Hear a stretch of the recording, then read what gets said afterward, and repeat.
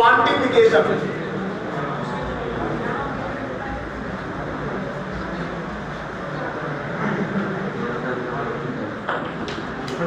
Quantification का मतलब जानते हो, ये किससे रिलेटेड है? क्वांटिटी। क्वांटिटी मतलब मात्रा। मतलब अगर हम कोई प्रोडक्ट बना रहे हैं तो उसकी क्वांटिटी ज्यादा करनी है, उसकी मात्रा ज्यादा करनी है और क्वालिटी भी मेंटेन करनी है। क्वांटिफिकेशन का मतलब ज्यादा मात्रा में कोई भी काम कर रहे हो तो उसका रिजल्ट ज्यादा है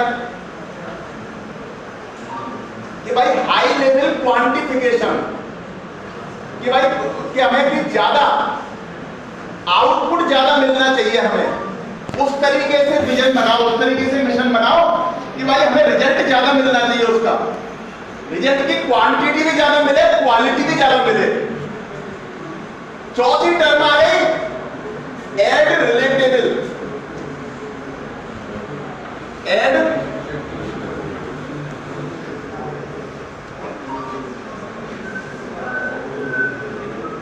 ह्यूमन एस्पेक्ट।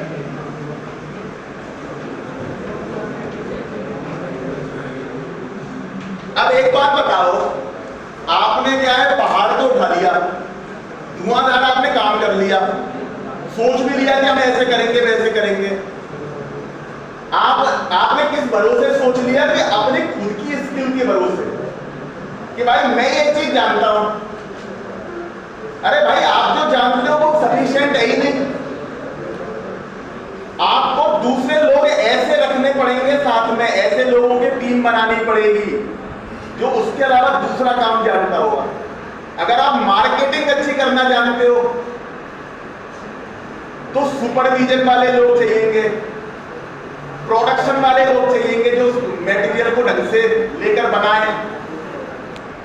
मतलब क्या एक ही आदमी की रिक्वायरमेंट होगी क्या कंपनी में? अगर सारे आप एक जैसे ही हायर कर लोगे तो क्या कंपनी चलेगी क्या? आपको डिफरेंट स्किल वाले, डिफरेंट कैटेगरी वाले लोगों को एक साथ मिलाना पड़ेगा और टीम बनानी पड़ेगी।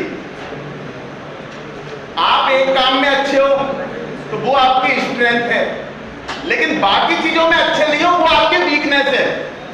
अब अगर मान लो मैंने सिद्धार्थ को जोड़ा अपने साथ, तो जो मेरी वीकनेस है उसमें से एक स्ट्रेंथ इसकी आ गई, ये कोई एक काम जानता है।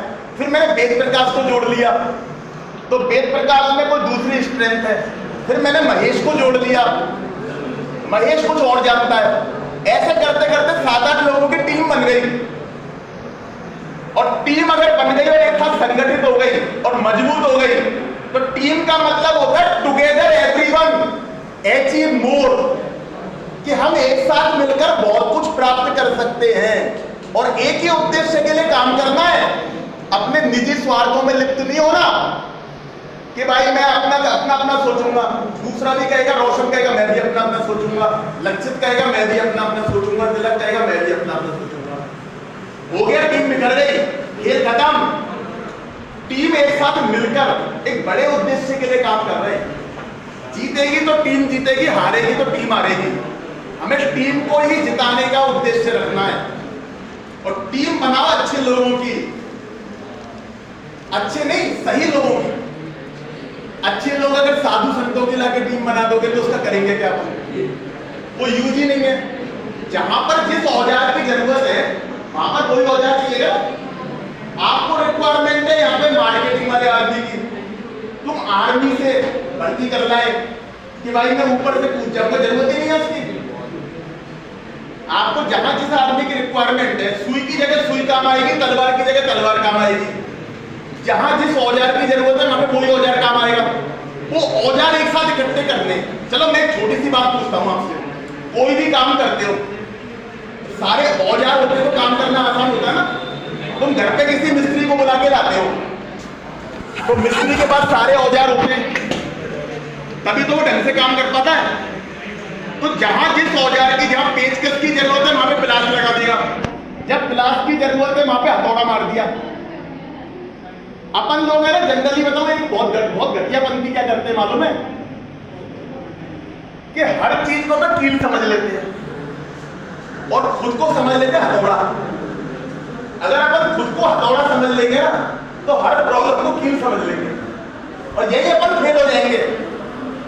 प्रॉब्लम के सॉल्यूशन के लिए कहां किस चीज की रिक्वायरमेंट है और कहां कौन सा औजार हमें चाहिएगा, कौन सा आदमी चाहिएगा, कौन सी वाली स्किल का आदमी चाहिएगा, हमें लेना पड़ेगा, ढूंढना पड़ेगा, उसको उपयोग भी करना पड़ेगा और बदले में उतना मुआवजा भी देना पड़ेगा। हायर तो कर लिया लेकिन फ्री में काम करवाना चाहते हो। ये लखन के अंदर एक क्वालिटी है, लेकिन लखन कहेगा मैं फ्री में काम तो करूंगा, मुंह मांगी सैलरी मांगेगा और मिलेगी भी इसको, ऐसा नहीं है, और देनी भी पड़ेगी अगर चलाना है तो। एक पिक्चर आई थी, पता नहीं या मैंने कहीं सुना था, पढ़ा था, एक है ना, एक मशीन खराब हो जाती है फैक्ट्री में, तो एक मैकेनिक को बुलाते हैं। अब मैकेनिक उसमें क्या करता है, देखता है, आइडेंटिफाई करता है और एक हथौड़ा मारता है और मशीन चालू। तो वो मैकेनिक ये कहता है, उससे कहते हैं तेरी फीस कितनी हुई? बोले 10,000 रुपए। बोले 10,000? तूने एक हथौड़ा ही तो मारा है।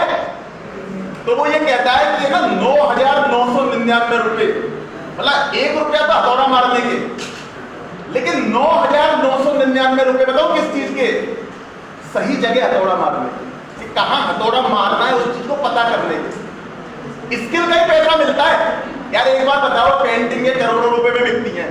मकबूल फिदा हुसैन साहब की पेंटिंग 4-4, 5-5 करोड़ में बिकती थी। तुम कहोगे यार उसमें 4 करोड़ का क्या है पेंटिंग में? भाई एक कागज है, रंग है, ज्यादा से ज्यादा 300, 400, 500 रुपए का मटेरियल होगा। तो यार 4 करोड़ किस बात के दे रहा है देने वाला? यार एग्जीबिशन में जा रही है 4 करोड़ 5 करोड़ यूं ही मिल रहे हैं उसको।